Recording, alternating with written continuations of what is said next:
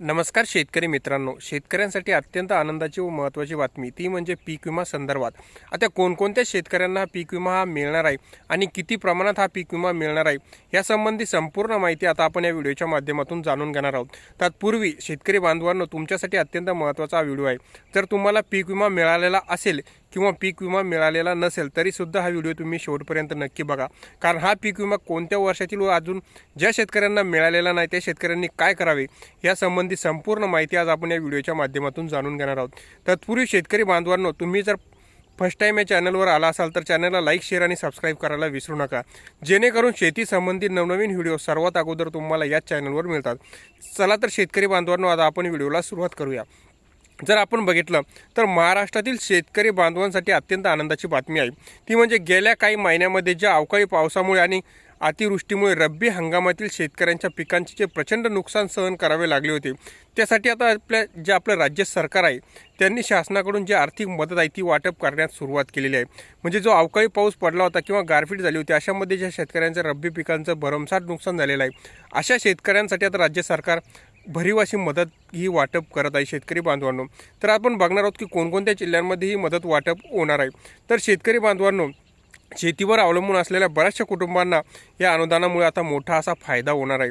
त्याचबरोबर सरकारी यंत्रणेने नुकसानग्रस्त शेतकऱ्यांच्या यादीची पडताळणीसुद्धा आता पूर्ण केली असून त्यामुळे शेतकऱ्यांना डायरेक्ट ही जे रक्कम आहे शेतकरी बांधवांनो ती तुमच्या खात्यामध्ये जमा केली जाणार आहे.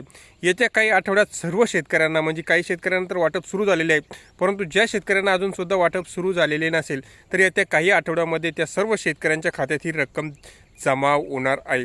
अवकाळी पावसाने केली होती शेतकऱ्यांची ताटातूट. मित्रांनो, जर शेतकऱ्यांच्या हातातोंडाशी आलेलं पीक या अवकाळी पावसामुळे शेतकऱ्यांचं पीक हे हातातून गेलेलं होतं. अशातच जर बघितलं आपण तर ऑक्टोबर आणि नोव्हेंबर या 2 महिन्यात संपूर्ण राज्यातील विविध भागात अनपेक्षित अशा पावसाच्या घटनासुद्धा घडलेल्या आहेत. यामध्ये जर आपण बघितलं तर कमी पाऊस अपेक्षित असतो, परंतु यावेळी निसर्गाने मुसळधार पावसामुळे शेती उभी केली असलेली पिके पूर्णमय जलमय करून टाकलेली होती आणि हातातोंडाशी आलेला घाससुद्धा हिरावून घेतलेला होता. यामध्ये प्रामुख्याने जर बघितलं आपण तर कोणकोणत्या पिकांचा समावेश करण्यात आलेला आहे, त्यामध्ये जर बघितलं आपण गहू, हरभरा, मका, भाजीपाला व इतर रब्बी पिकांचे लाखो हेक्टर क्षेत्रामध्ये नुकसान झालेलं आहे आणि ह्याच शेतकऱ्यांना आता हा पीक विमा मिळणार आहे. जर बघितलं आपण तर जर आपत्तीची तीव्रता आपण लक्षात घेतला तात्काळ हे पंचनामे करण्याचे सुद्धा आदेश मुख्यमंत्र्यांनी दिलेले होते. अशातच जर बघितलं आता तर या शेतकऱ्यांना पीक विमा मिळणार आहे. याआधी खरीप हंगामातील झालेल्या अतिवृष्टी नुकसान भरपाईच्या अनुदानाने राज्य सरकारने अनेक शेतकऱ्यांना वितरित सुद्धा केले होते. जानेवारी महिन्यातील उत्तरार्धापासून उर्वरित पात्र शेतकऱ्यांच्या खात्यात आता ही रक्कम जाणार आहे. तर शेतकरी बांधवांनो, जर तुमचं सुद्धा नुकसान झालेलं असेल तर तुम्हाला सुद्धा ही रक्कम ही मिळणार आहे, परंतु त्यासाठी काही अटी व शर्ती आहेत त्या आपण बघूया. तर अनुदान मिळण्यासाठी काही विशिष्ट अटी पूर्ण करणे आवश्यक आहे. त्यामध्ये जर आपण बघितलं तर सर्वप्रथम शेतकऱ्याचे नुकसान झाल्यानंतर ग्रामपंचायत किंवा तलाठी कार्यालयाकडे पंचनामा केल्याशिवाय अनुदानावर दावा करता येणार नाही. तुम्ही जर पंचनामा केला नसेल तर शेतकरी बांधवांनो तुम्हाला हा दावा करता येणार नाही आणि त्यामुळे तुम्हाला ही रक्कम मिळणार नाही. आणि जर आपलं शेतकऱ्याचे नाव अधिकृत नुकसानग्रस्त यादीतसुद्धा समावेश असणे जरुरी आहे. तुमचे जर नाव त्यामध्ये नसेल तरीसुद्धा तुम्हाला हे अनुदान मिळणार नाही. याबरोबर जर आपण बघितलं तर यामध्ये जमीन अभिलेख, आधार कार्ड आणि बँक पासबुक इत्यादींचा सुद्धा समावेश करण्यात आलेला आहे. अनेक प्रकारे असे दिसून येते की शेतकऱ्याचे बँक खाते त्याच्या आधार कार्डशी संलग्न नसतं, त्यामुळे त्यांना सुद्धा हा रक्कम मिळत नाही. त्यामुळे आधार कार्ड बँक खात्याशी संलग्न पाहिजे. बँकेतील नोंदी जुन्या असतात, परंतु जर आपण अपडेट केला असेल तर आधार अपडेट करून बँकमध्ये घेऊन जाणे सुद्धा जरुरी असते.